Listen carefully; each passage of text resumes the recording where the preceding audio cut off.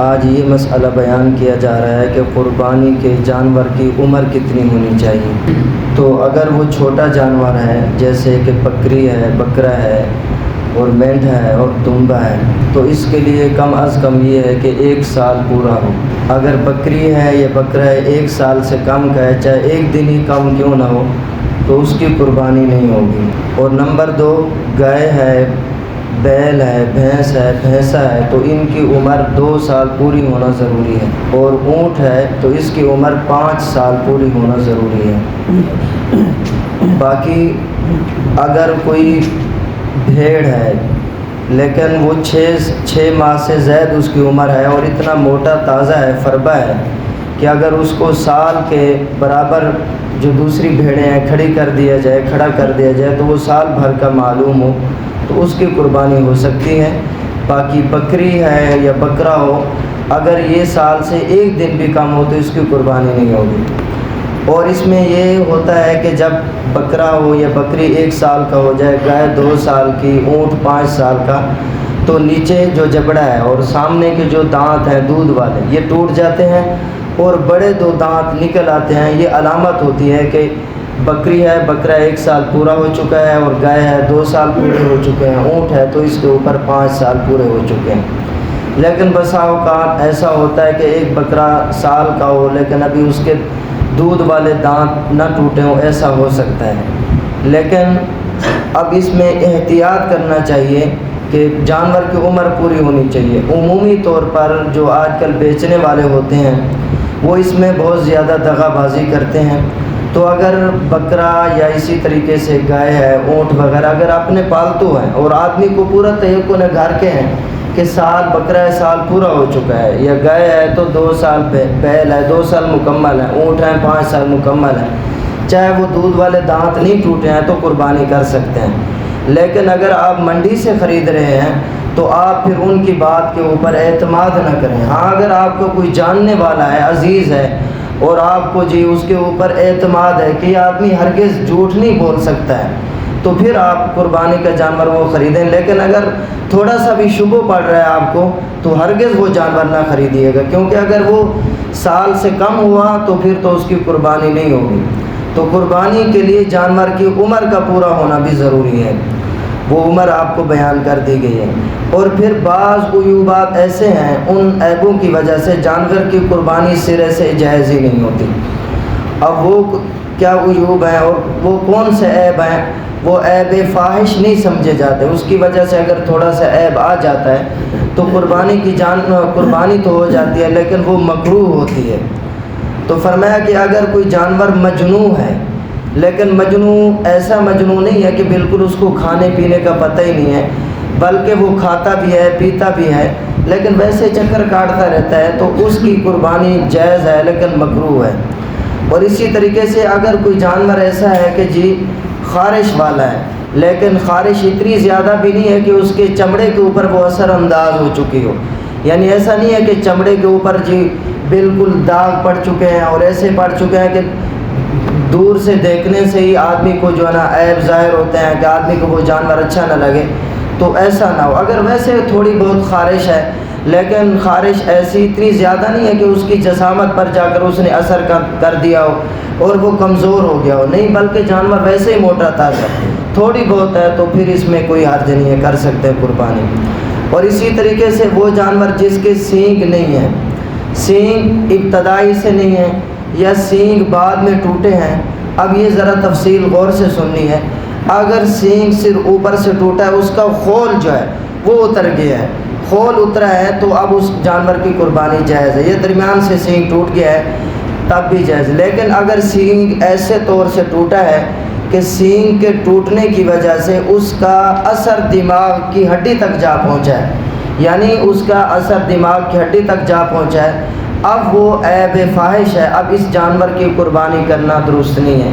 تو ذرا جب جائیں منڈی میں تو جانور کو جب لیں تو اس کے سینگ ہیں تو اس کو ذرا ہلائیں، ہلا کر دیکھ لیا کریں۔ بسا اوقات سینگ ٹوٹے ہوئے ہوتے ہیں اور پھر وہ اس کا اثر جو ہڈی تک پہنچ چکا ہوتا ہے اور ظاہری عارضی طور پر ایسے لگائے ہوئے ہوتے ہیں۔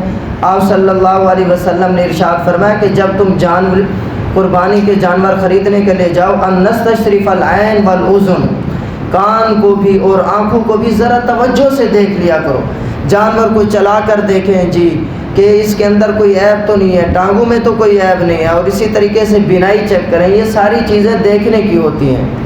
تو اگر سینگ ایسے طور پر ٹوٹ گیا ہے کہ اس کا اثر ہڈی تک پہنچ چکا ہے، دماغ کی ہڈی تک، تب تو اس جانور کی قربانی جائز نہیں ہوگی۔ لیکن اگر کوئی جانور ایسا ہے کہ اس کے پیدائشی طور پر سینگ ہی نہیں ہے، یا سینگ ہے صرف اوپر سے ٹوٹا ہے اور اس کا اثر دماغ کی ہڈی تک نہیں پہنچا ہے، تو پھر اس جانور کی قربانی جائز ہے۔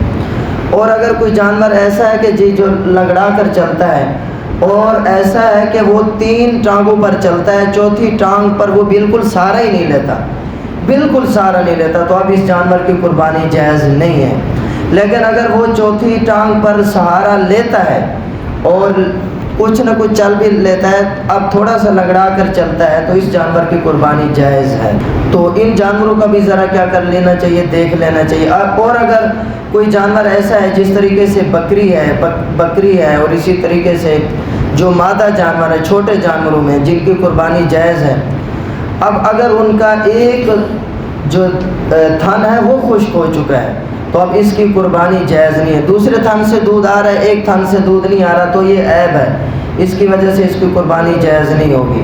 یا جو ہے جو یوں سمجھے کہ اس کی جو گھنڈی ہے، سرا جو ہے وہ اس کا کٹ گیا ہے، اب بھی اس کی قربانی جائز نہیں ہے۔ یہ اسی طریقے سے اس کا کان ہے، وہ تہائی یا تہائی سے زیادہ کٹ گیا ہے، یا جو آنکھ ہے، آنکھ کی جو بینائی ہے وہ تہائی یا تہائی سے زیادہ چلی گئی ہے، تب بھی اس کی قربانی کرنا جائز نہیں۔ یا دم ہے، وہ تہائی یا تہائی سے زیادہ کٹ گئی ہے، تہائی کا مطلب یہ ہے کہ اس چیز کے 3 حصے کر لیے جائیں، اگر دیکھ لیا جائے کہ اس کا تیسرا حصہ کٹ چکا ہے، کان کے 3 حصے کر لیے جائیں، تیسرا حصہ کٹ گیا ہے، تو تب تو اس کی قربانی جائز نہیں۔ لیکن اگر تیسرے حصے سے کم کٹا ہے تو تب تو اس کی قربانی جائز ہے۔ یا اگر چیرا ہوا ہے تو لیکن بہت تھوڑا چیرا ہوا ہے تو اس کی قربانی بھی جائز ہوگی۔ تہائی یا تہائی سے زیادہ جانور کے کان کا کٹا ہوا حصہ ہے تو اس کی قربانی جائز نہیں۔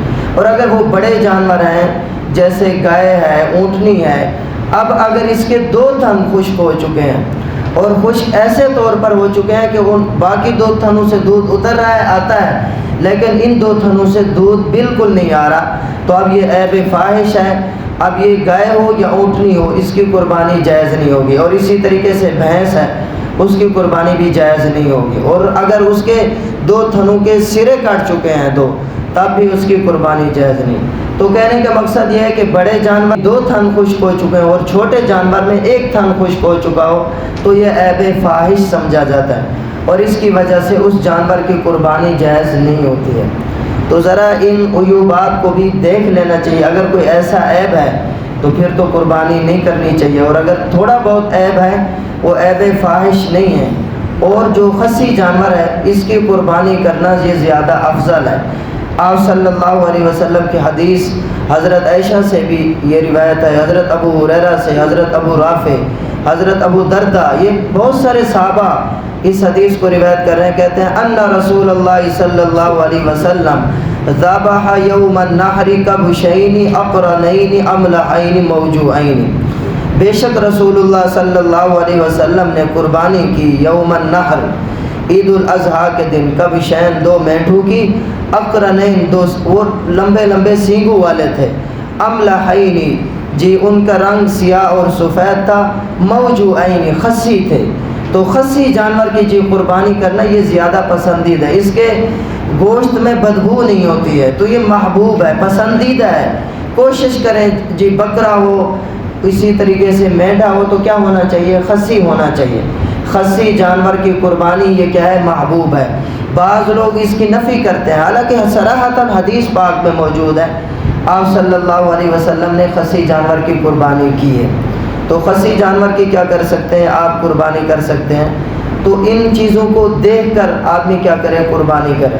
تو پہلی چیز آپ کو بتا دی ہے کہ جانور کی عمر پوری ہونی چاہیے، عمر زیادہ ہو جائے تو کوئی حرج نہیں ہے، لیکن کم نہیں ہونی چاہیے۔ میں نے بتایا کہ 1 دن بھی اگر کم ہوا، 1 دن بھی اگر وہ قمری اعتبار کے اعتبار سے 1 دن بھی اگر کم ہوا تو اس جانور کی قربانی نہیں ہوگی۔ تو اس میں آپ کو بتا دیا کہ جو بیچنے والے ہوتے ہیں ان کو بعض لوگ ایسے ہوتے ہیں کہ ان کو یہ اس سے سروکار ہوتا ہی نہیں ہے کہ یہ قربانی کا جانور خرید کر جا رہے ہیں، آگے ان کی قربانی صحیح ہوگی یا نہیں، بلکہ ان کو دنیا سے، پیسوں سے، رقم سے ان کو سروکار ہوتا ہے. تو اسی وجہ سے ان کی بات پر اعتماد نہیں کرنا چاہیے، کیونکہ یہ معاملہ بڑا حساس معاملہ ہے. ایک دن بھی کم ہو گیا تو قربانی نہ ہو، آدمی قربانی کا جانور خرید کر بھی لائے اور اس میں قربانی نہ ہو تو پھر فائدہ کیا ہوا. تو میرے عزیزوں، کوشش کرنا چاہیے کہ یہ ذرا عیوبات پر بھی نظر رکھنی چاہیے اور عمر پر بھی کیا کر لینی چاہیے، نظر رکھ لینی چاہیے. اللہ تبارک و تعالی مجھے ہم سب کو عمل کرنے کی توفیق عطا فرمائے. اگر کوئی قربانی کے متعلق مسئلہ پوچھنا ہو تو پوچھ سکتے ہیں. اللہم انت السلام و منک السلام تبارک ربنا و تعالی یا ذا الجلال والاکرام.